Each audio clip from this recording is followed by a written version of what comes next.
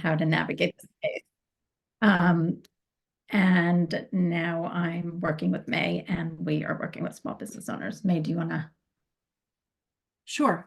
So my background is more corporate. I spent some time at some large multinational banks and decided I was having far much more fun at small startup companies. Susan and I connected many years ago, and we decided to pair our respective experience and knowledge and experience and offer our services to small business owners like all of you. So here we are. And maybe before we start, we'd love to just hear what everybody's business is. And again, we want this to be a collaborative hour where we have a very short presentation, but we would love questions and discussion about what you've tried, what's worked, what hasn't worked.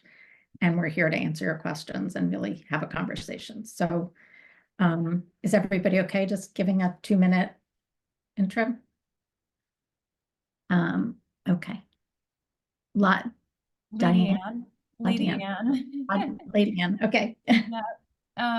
Yeah, so we are Wool Tribe, and that brand for us is recently launched in the fall, and we're focused on making made in America accessories like beanies and scarves and those sorts of things. And specifically, we've partnered with collaborated with Shanico Wool Company, which is an American co-op of ranches. So that's where Where are you based physically? Charlotte, North Carolina. Yeah. Mm-hmm. Great, thank you. Sheba. Hi. So I have the good fortune to already be working with Susan and May, so I can tout their expertise really, really well. They've been incredibly beneficial for us. We are Big Lovey, and we create deliciously soft blankets and apparel with positive messaging. We were founded on the truth that everybody deserves comfort and love. And so it's all about positivity, wrapping people in love. And for every blanket we sell, we donate one to a child in need. So that's our quick snippet. And Sheba, tell everyone where you're based, just so. I'm in Minneapolis. We are officially based in San Diego. That's where we fulfill our products. Great. Chris, you're next on my screen, so I'm just going to go down my screen. Hi, can you hear me okay? Yep. I'm Chris Morley. I'm the co-founder and president of She Brands Live, which is a consultancy that helps entrepreneurs, retailers, wholesalers, manufacturers with customized consulting services depending on their need and their size and their goals, including retail distribution, brand strategy, product development, sourcing, some digital marketing, just depends on what the client needs. And we have 3 partners that are based in Texas, Minneapolis, and South Carolina. Got it. Thank you. Sophia, I think you were with the Accessory Council, right? Is that right? Okay. Yep, Molly and I are here. We're based in New York. We're in the office today. So we're with Accessories Council, but excited to hear you guys talk. Great, thank you. Molly? Yeah, hi, I'm Molly. I'm also on my computer, but I'm with the Accessories Council. Okay. Sounds good. Carolyn?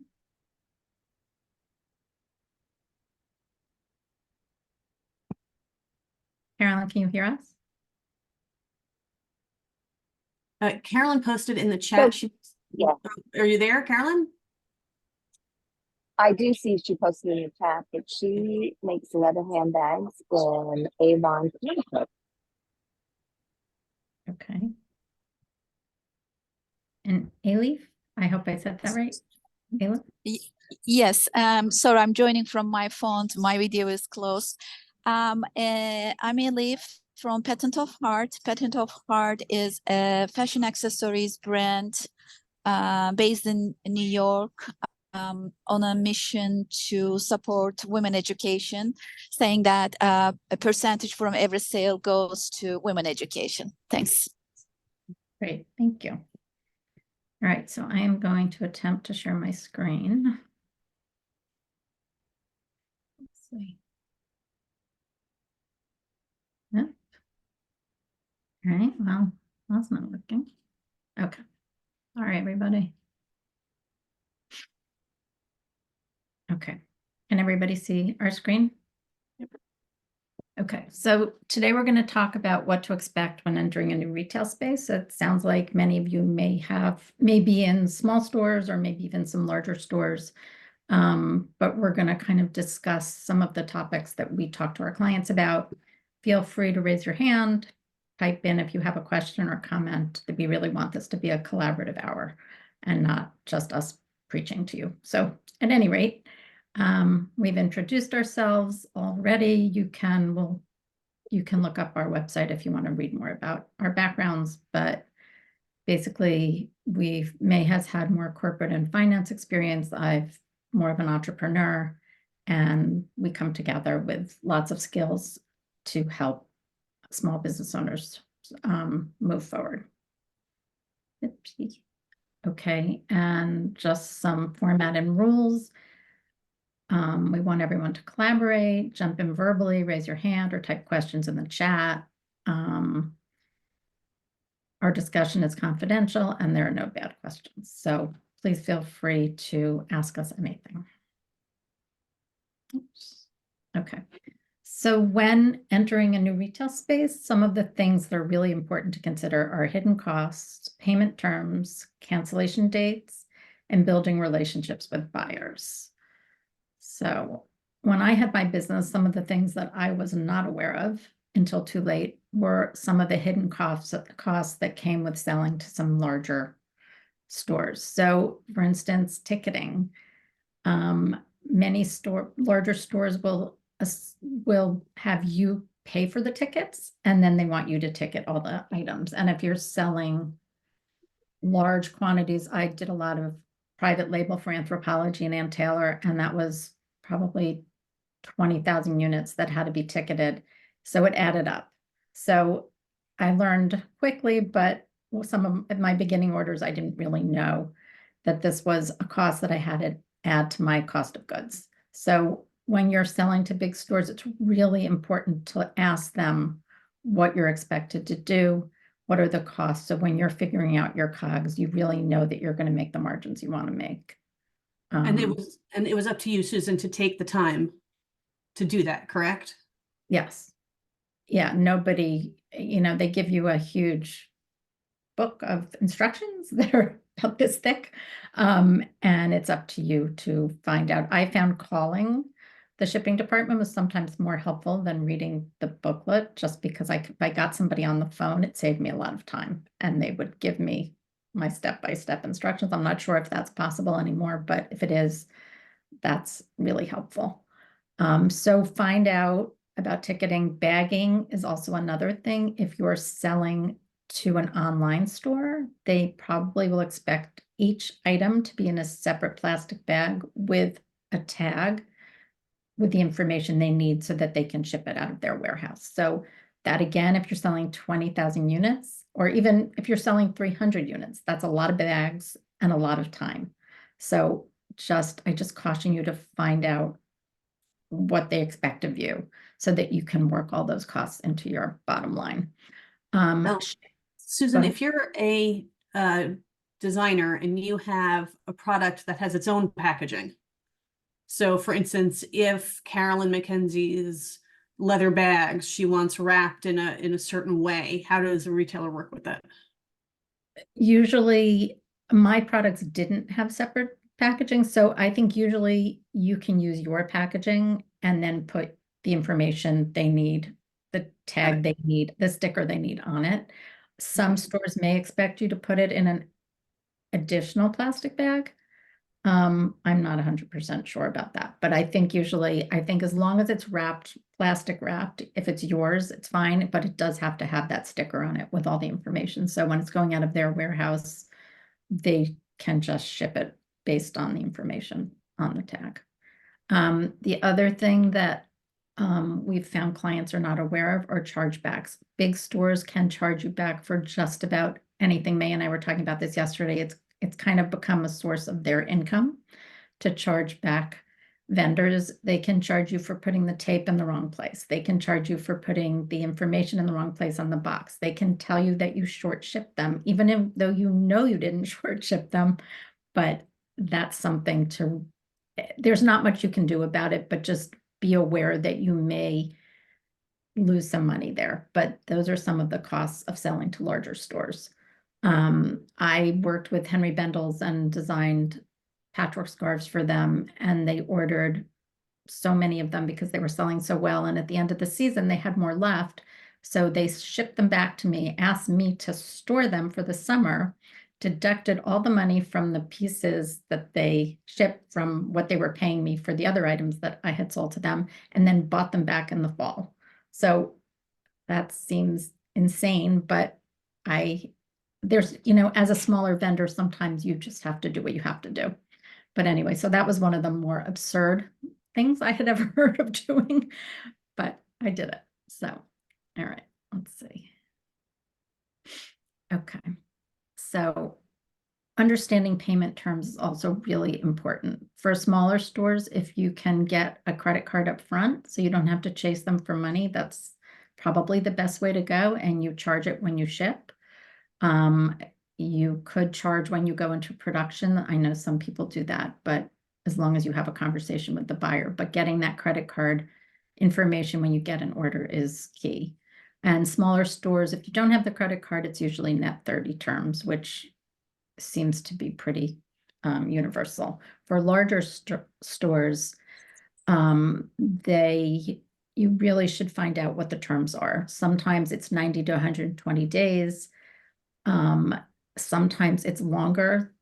Some stores are good at paying on time. Anthropology, I loved working with because they always paid me on time, whereas Saks Fifth Avenue never paid on time. So the thing that's really important here is you need to pay your vendors and everybody who's made your products for you, and you're laying out all this money, and then your cash flow is going to be screwed up if they're not paying you on time. So I had to take out a line of credit when I had my business because I was producing so many big orders that I just couldn't keep the cash flow going because I wasn't sure when the money would be coming in. So something to think about. And always, go ahead.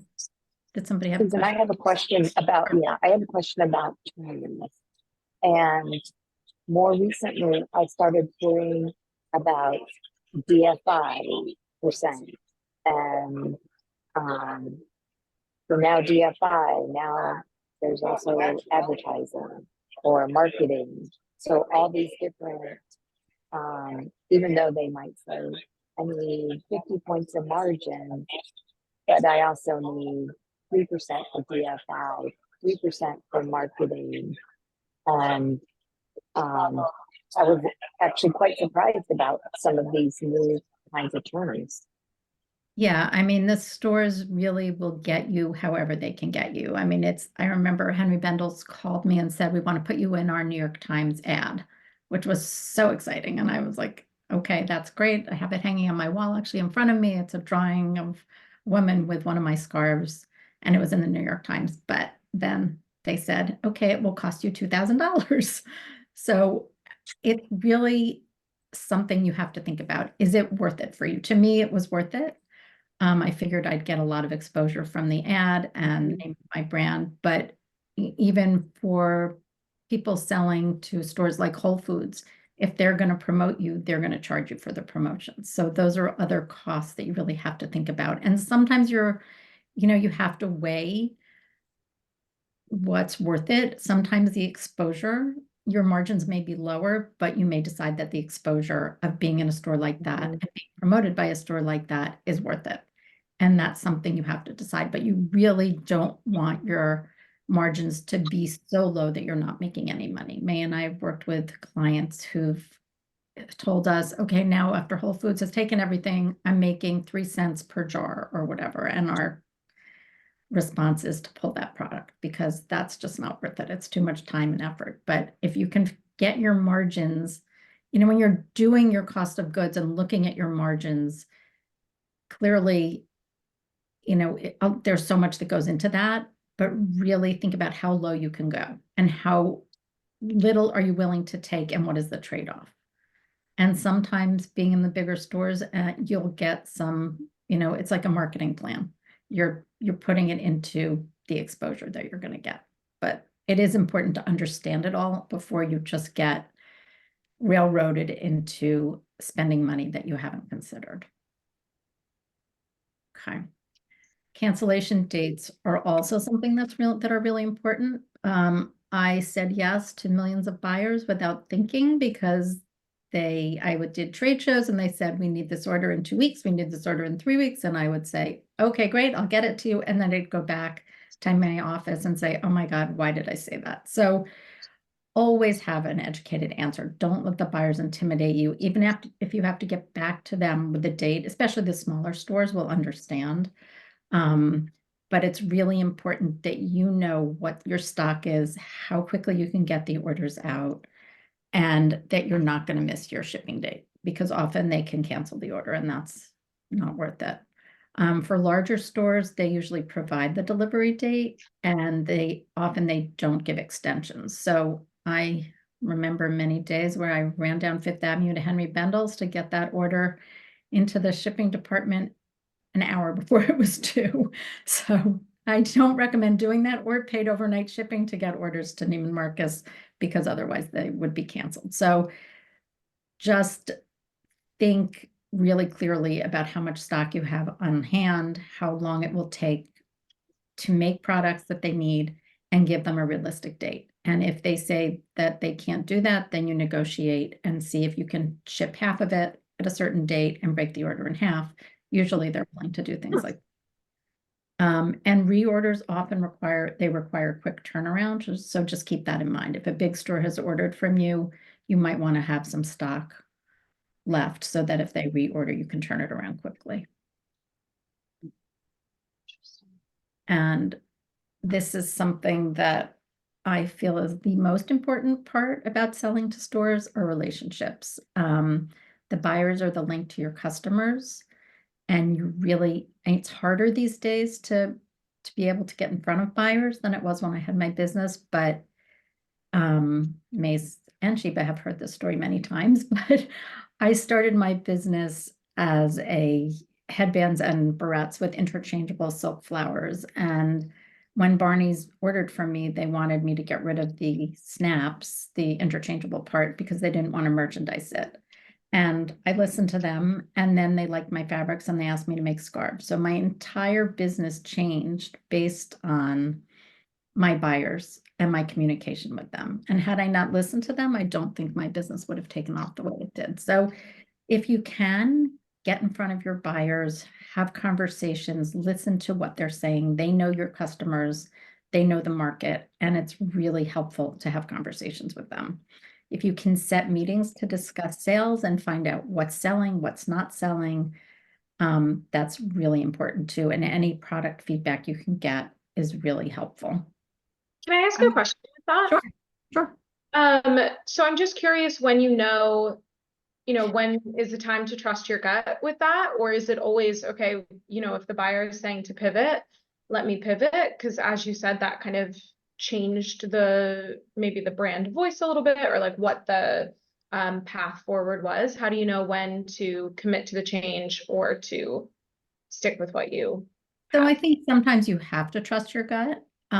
For me, I understood the need for not having to merchandise many pieces if I was going to get bigger. The small stores like the smaller pieces and we're okay with merchandising it, but it made sense to me that the larger stores were not going to want to merchandise it that way. So if I wanted to sell to the larger stores, I had to change my product a little bit. And it wasn't changing the design. So I didn't feel like I was compromising that much. It was just compromising that original concept that I had, which I wasn't wed to. And then when they asked me to make scarves because they liked my fabrics, I just figured it was an opportunity for growth. And then from there, I had other stores ask me. I did a whole line of patchwork scarves for Henry Bendel's, and my business just kept growing based on what the buyers wanted. There's a store in LA called Kitson, which is a very trendy store. And he would call me and say, make something that looks like a kerchief to put on your head out of silk. And I would do it, and then everybody else wanted it. So sometimes having buyers like that who are so tapped into the trends and what's going on in your industry is really helpful. I'm going to chime in here with an anecdote, which is about the flip side of that. So Susan and I had a client at the beginning of our business who designed leather accessories and leather handbags. And she had, in my taste, and Susan also agreed, beautiful, beautiful work.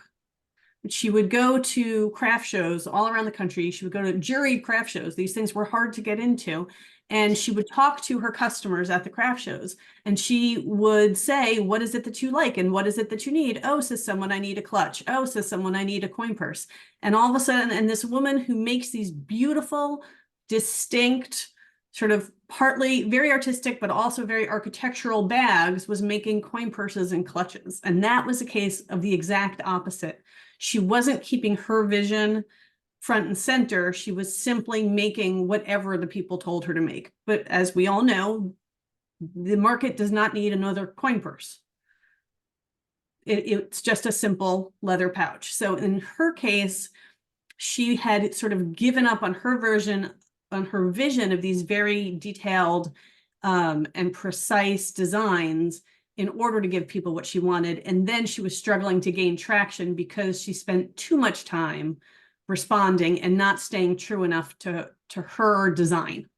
So to Susan's point and to yours, it has to be a balance, right? Susan was able to maintain the integrity of her designs and still follow through with what she thought was her vision, but make minor adjustments according to what the buyers were telling her. So I think our advice to you is to anyone on this call is to try not to swing to either extreme, and to keep it somehow in the middle and be willing to be somewhat flexible when you do get that feedback. Right. And you don't have to do anything. It's your design and your brand. And there were times when my showroom would say, okay, jewelry clips are in. Can you make jewelry clips? And I said no, because I didn't have somebody to make jewelry for me. So sometimes you have to draw the line and decide who you are. Like May said, like, who am I? What is my brand? And what am I willing to do and what am I not willing to do? Because by no means would we ever want you to start making everything that everybody asks you for. And this particular client really did move away from the beauty of her brand by trying to please clients who wanted small pieces. And it's a shame because she spent a lot of time developing products that really weren't in her, the styles and the integrity of her brand. So thanks, May. That was a good point. Sure. So Sophia had another question. Oh, go ahead. Oh, no, I think it's from the other. Sophie, sorry. Sophie Blake, who joined us. So we've had a few more people that have joined us since we made introductions. And Sophie Blake, if I could see with my glasses, is one of our members that's a jewelry designer. And she asked the question, what do you recommend doing if you have successful trunk shows with a big buyer and they're not getting back to you about carrying the line, or how to proceed with follow-up? Let me stop sharing so that I can see everybody. That will be more helpful. Can you just repeat that, because you were going in and out? So yeah. Oh, okay. So she asked, what do you recommend doing if you had successful trunk show with a big buyer and they're not getting back to you about carrying the line, or how to proceed with follow-up?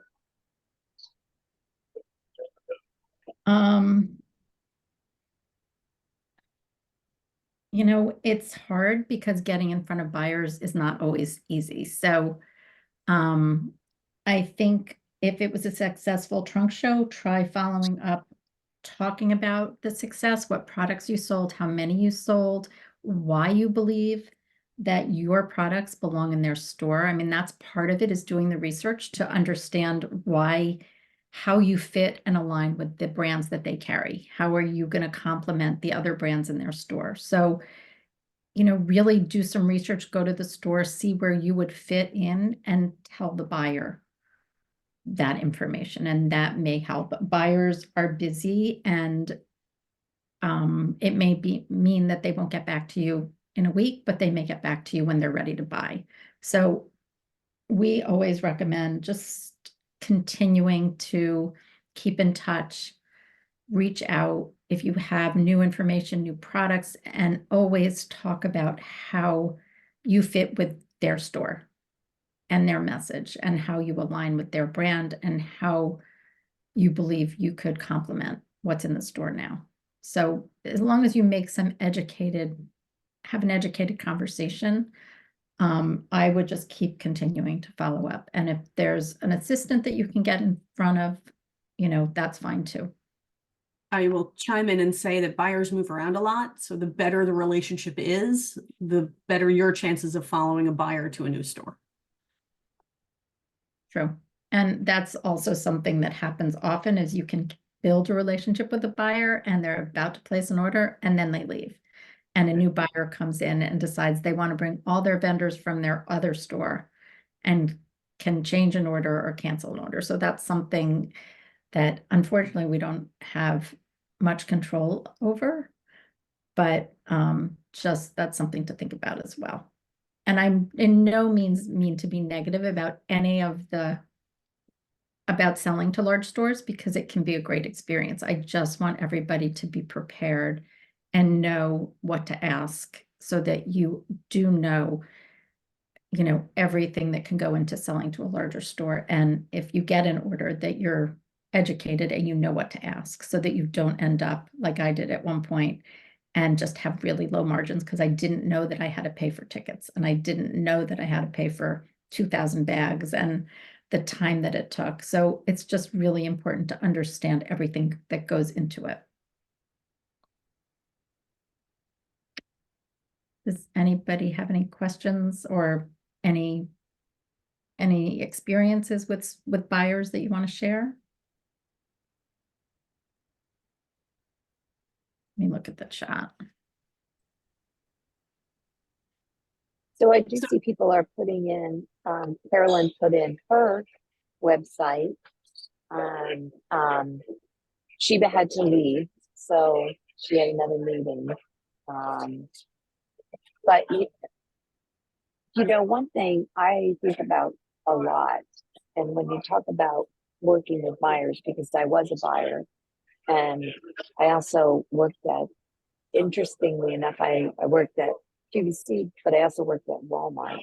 And Walmart may not be so much today, but they used to have this rule that you got back to people within 24 hours.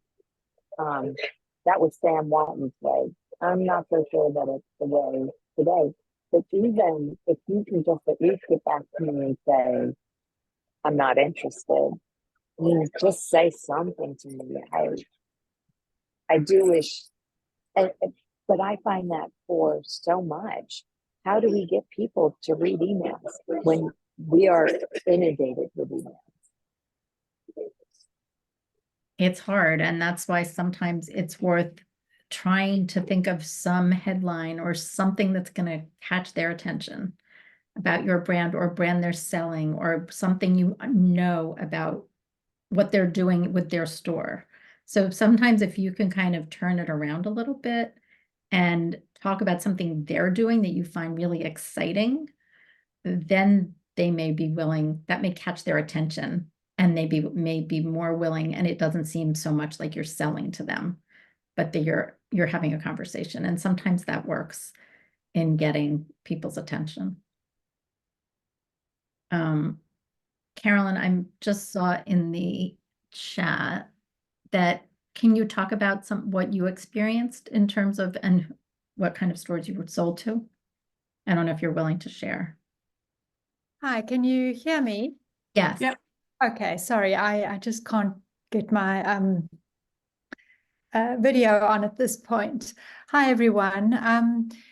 Well, I've started out and I definitely went the route doing juried trade shows, which I made a point of doing that ready to stand behind my product and to get feedback from consumers directly. And I did find they were asking for all sorts of things, which, you know, I listened to some, but certainly you can get totally caught up. So I have started supplying just to very local stores, and I'm very interested in taking the next step, but really trying to understand the process. I think one of the things that has kept me just, you know, kept me at a distance at this point is the production side. I have been doing it all myself by hand, and I just am concerned going to stores if their demands are too big, and I don't want to say no. So I am doing some work on the production side. So the stores, you know, I always find there's a conflict between if I have my own website and the store is selling my product, what stops, you know, the customer seeing it at the store and then just coming to my website? So that, you know, I'm not a retailer, but I always, it's always just a question for the you know, the retail store or the buyer. How does that work? It's, yeah, how do you navigate around that? So your question is, if you're selling in a big store, what stops them from either going to the bigger store and not buying from you, or buying from you and not buying from the bigger store? Is that? Well, it's more, instead of buying from the big store, just coming straight to my website. So really what I'm saying is, if I have a website, an online website presence, is a store likely to not take on my product? No, I don't think that that's a problem. I think that stores like to see that you have a presence. They like to see that you have a big Instagram presence and that you are out there, because that means that you've done your work and that you're getting traction, and they want to work with brands that are getting traction. And you can never you can't control where somebody's going to buy a product. They could be in the store and want it right then and there. I mean, basically your retail prices should be consistent so that they're not going to one place to get something at a discount. I mean, so you have to really make sure that you have a suggested retail price and that's consistent, but there's nothing that will stop them. They may go to a store and see your line and decide to see more of the collection on your website, which is great for you. So either way, you kind of win because you're getting the exposure and the clout for being in a certain store, and either way they're buying your product is being sold. Right. And just what are the acceptable percentages in terms of you know, if they're buying 10 or 100, or you know, what is the basic formula? Because I've seen differences, whether it's a smaller, you know, I'm dealing with smaller boutique stores and special destination stores. I'm not doing big buyer again because of production at this point. But what is the general formula? May, do you want to answer that? No, I think I'm going to sneeze. Okay. That's really frustrating. I'm about to sneeze thing. Of course, now having said it, I'm not going to sneeze, and I'm just going to walk around for the next hour feeling this itch in my nose. Anyway, I'm sorry. You know, I think a 50% markup is what you're aiming for, but depending on what the stores want, a lot of stores may ask you to come down in price. So I never went down below a 30% markup. So, but it's really how much you think, how big the order is, how Mm. important the store is, and really considering those factors in when you decide how much you're willing to shave off your margin or what you want your margin to be. The really important thing to keep in, the really important exercise to do there is to make sure that your COGS is an accurate number, that you really understand what your expenses are before you go and calculate that margin. So if you spend $5 on the materials that go into the widget that you're making, your COGS is not $5. And this is, Susan and I spend a lot of time talking to our clients about and working with them to do a dive into their financials and go past what they tend to think the answer is to get a fuller picture. It's a little bit hard to say here in a webinar without knowing what your expenses are, what you're putting into this, and all sorts of other questions that we would need to ask you to fully answer that question.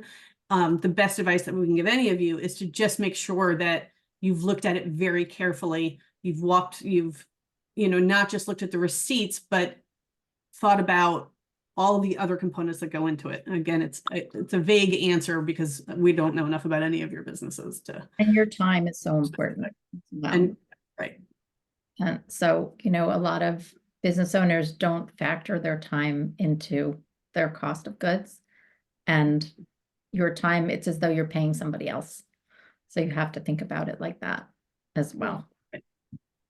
Yeah. So That Sophie sounds Blake like- is back. Oh, sorry. Okay. No, I was just going to say that is often the downside of being in front of the customer, at one of these craft shows, and that you're just so vulnerable, and people are pretty honest, or they say what they feel, and you don't really want to hear their perspective most Right. times. But You have to have a thick skin as a designer. I had a person walk by my booth once and tell me my scarves looked like slabs of fabric. I was like, thank you very much. I'm sorry that's how you feel. But yeah. you have to you have to really be careful who you care about, what you care about, take it in and try to just take in what's important and let the rest go. Yeah, no, it's definitely, I would advise anybody to do a year of that because it does toughen you up. So thank you. Sophie, do you want to tell us what Hi, your ladies. brand is? Yeah, also? so I'm so sorry. I'm trying to juggle so many things. My daughter is actually out of school today because she's not feeling well. And so that's why I was going on and out, in and out of the meeting. But I had a question, and I don't know if that's something you can answer. So I had a really successful trunk show with a major retailer, and we did double what they were expecting us to do for the trunk show. And I'm kind of following up with them, and I've had a couple emails back and forth with them, but they're not really giving me any kind of indication of how they're going to proceed forward with us. So how would you recommend following up with them on this? Because I don't want to lose the momentum with them. I don't want to lose the connection, but I also don't want to over push on the, on the process, because I do know it takes time for them to make the decisions of how they want to bring on a new vendor. The good news is we're already in their system. So all the vendor setup that we've done with them, it's been done. So we have the vendor ID. We're part of their ecosystem in a sense that, if they were to place an order, they wouldn't have to get us started up from scratch. But I just don't know how to build a relationship with them from this point, since we've done so well, but they're not. Sorry, there's a lot of background noise. How long ago was your trunk show? In December. So that's not a lot of time because they had sales and end of year stuff to settle up. So I would give it a little bit more time, but if you have a relationship with the buyer, reach out. And I think you probably were offline when we were talking about this, but think about what the store has to offer and how your brand is aligned with the store. And if you can, some of your emails aren't really about selling to them, but more about how you love what they're doing with the store and how you'll fit with the ethos of the store or other brands in the store, sometimes that's helpful, so it doesn't just seem like you're trying to make a sale, but that you're having a conversation and you understand what their brand is about and how you Yeah. fit with them. Okay, But that makes sense. Okay. we, And then if I wanted to reach out to you guys for services, so you're a consulting agency, right? So you help brands kind of build these types of relationships and kind of solidify them and cement them. yes, We do. so we have may put our website, but I'll put our both of our emails in the chat. And then The I'm good gonna, news is also is that we the way we did the partnership is we also made sure to align with a local media partner so that they covered the whole trunk show. So there's going to be a press feature coming as a follow-up for the whole event. So that'll give me another kind of check-in point to share with them the news of here's the feature, here's what they like, because they brought in a photographer, they took photos of the trunk show, and so things like that. So I mean, it sounds like they believe in your brand because they wouldn't, stores don't invest in that if they don't believe that there's potential. So right. it seems like you have made a really big inroad, and it may just be that you have to be patient, which I know is hard. Yeah. A lot of the big stores, just the buyers are crazy, especially if you did this in December, and they probably have a lot of end of year stuff to take care of. So Yeah, that makes sense. But we believe that you continue to reach out. Keep reaching out in Okay. different ways until they say no, or Okay. until they say yes.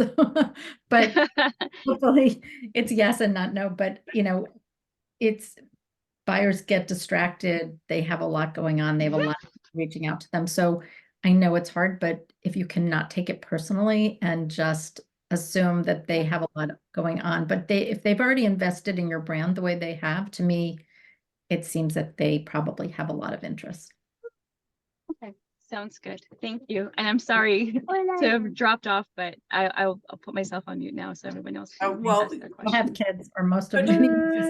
I'm going to get on a soapbox for a minute and say that I do not know a single entrepreneur who doesn't have something going on in their personal life, whether it's kids or parents or whatever it may be. The perk of being an entrepreneur is that you get to make this job work around whatever your personal constraints are. So it's great, Sophie, that you came in and you popped back out and you came back on. And I think we all get it, and we've all been there regardless. So anyway, that's my soapbox. Does anybody else have questions about it could be related to this, but share a story, something, an experience you've had, something that went really well, something that didn't go well. We love to hear stories. And I think Ladian, can you tell us a little bit more about your product? I'm seeing all that beautiful yarn behind you, and if I were a better at knitting, and I've tried to knit and I'm quite bad at it, but if I were better at it, I would, be in your store and crafting something.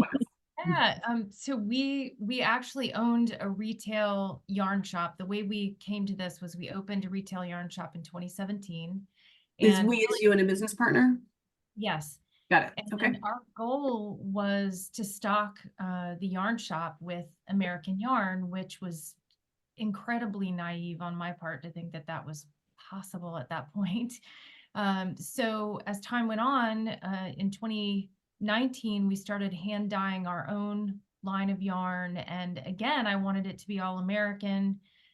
And as luck would have it, one day a mill representative from a mill right here, 45 minutes from us, came into the shop and asked if we wanted to buy her yarn. And I said, is it made in America? And like completely made in America. And she said, well, no, we don't have American wool. And I said, no, I'm not interested. But if you get that, let us know. And several months later, right before the pandemic started, we launched Hand Dye Diva, the brand of yarn that you see behind me, which we're actually preparing to put all of that under Wool Tribe. But that's how we got into this. And through that, we got to know the woman who owns Shanico Wool Company, which is that co-op, really well. And it gave us a passion for completely American supply chain And we have a thoroughly transparent supply chain on our website. You can see everybody from the processors on. And actually, as Sophie was talking about getting press at that event, I believe she was the one saying that, it made me think that mining your supply chain for collaborators and getting press would be great, because if you're close with your supply chain folks, then they might be willing to invest as well, just for that exposure. So, yeah. That's true. I mean, I think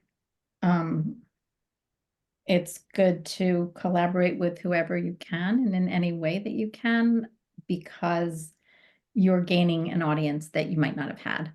And however you can collaborate with anyone along the way, along the process, and promote them and have them promote you is a win. Yeah, absolutely. Chargers is a French company, but they have an office in New York, and they asked that we send a couple of our beanies, which that is hand knitting yarn behind me, but the beanies on Wool Tribe mostly are made in a mill in New Jersey. And so Chargers, because they process the wool in our products, they asked to have a couple of our hand dyed beanies to put in their showroom.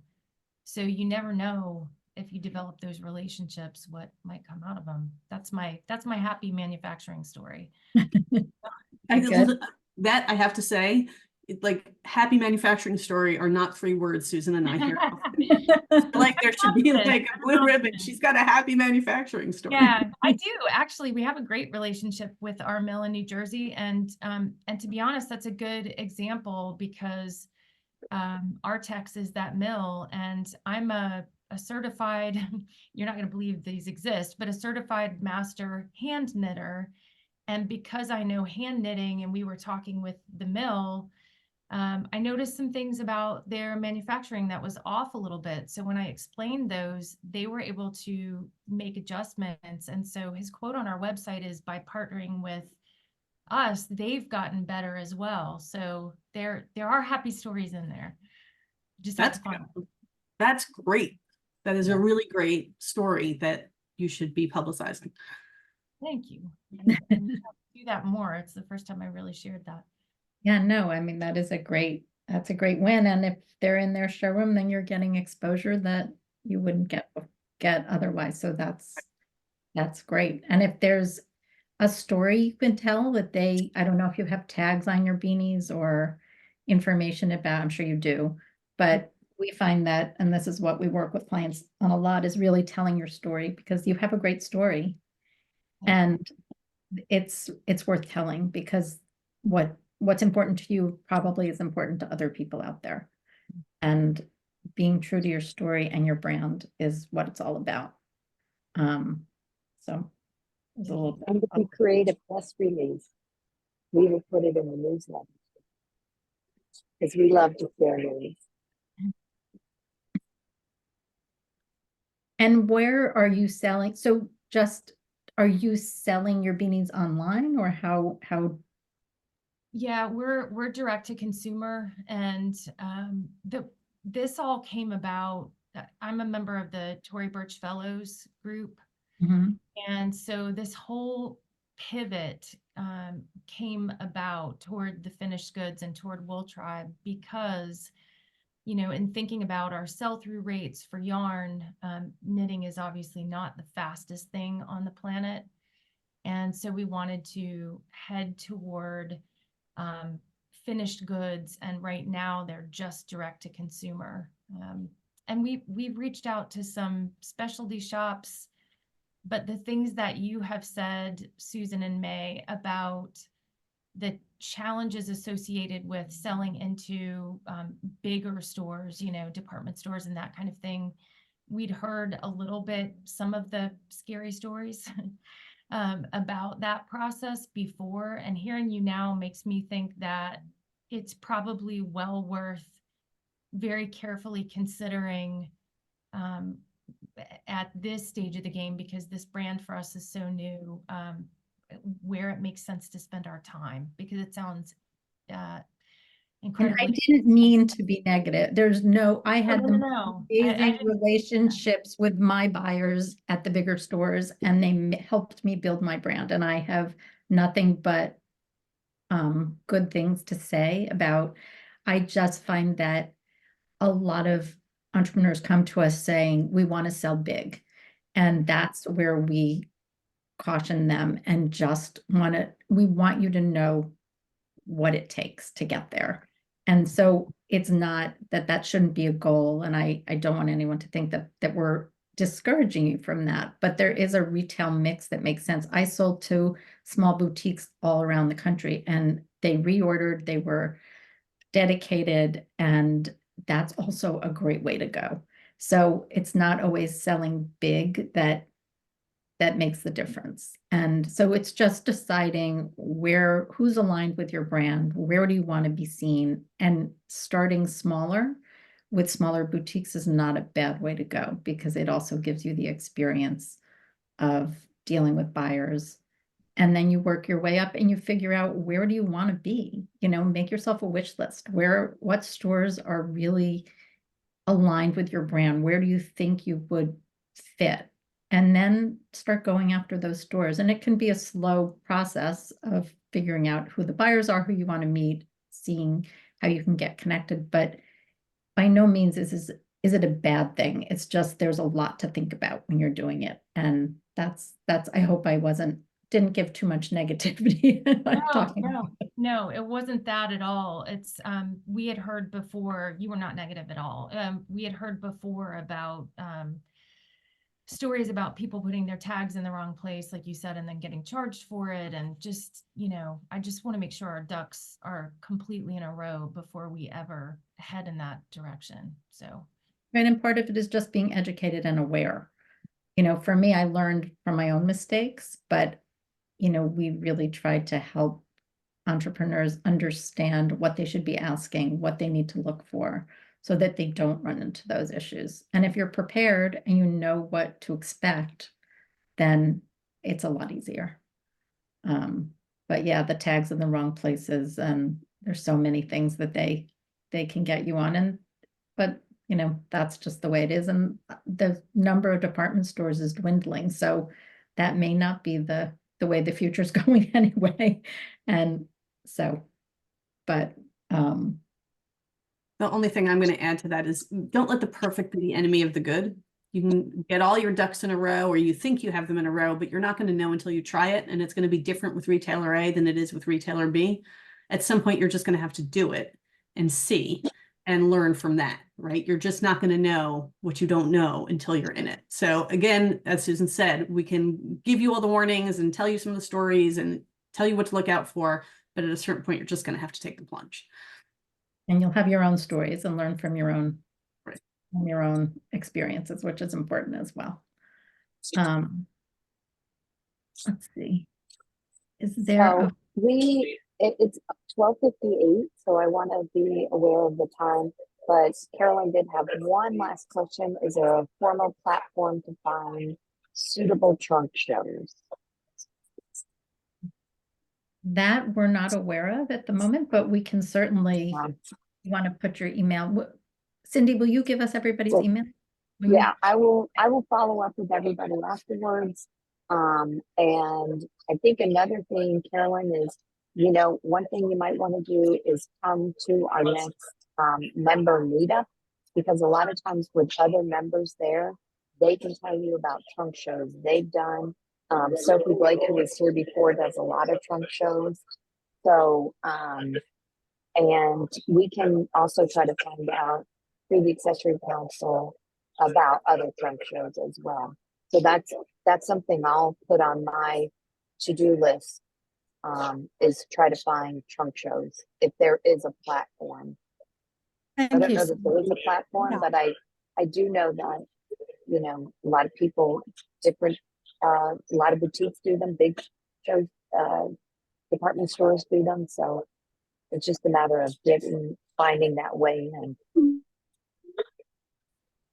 And also sometimes pop-ups if there are some smaller stores that you can go into and talk to the buyers about doing the pop-ups, those you can do yourself. I mean, there's definitely a smaller scale, but those are sometimes great ways to get your name out there as well. I do know, and we will have to get off here, but I do know some members and some vendors and some designers who, if they love the store is hesitant about bringing their products in, to say to them, look, I'll do a trunk show. Then you have no liability. There's no inventory that you take in, and you only pay for what I sell in the trunk show. Right, that's true. So we're so happy everybody was able to come today, and we really love learning about your businesses. We will follow up with an email with a special offer to meet with us if you're interested. And your next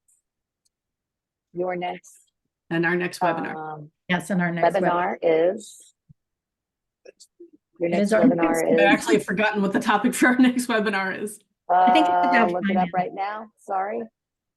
Your next webinar is on February 27th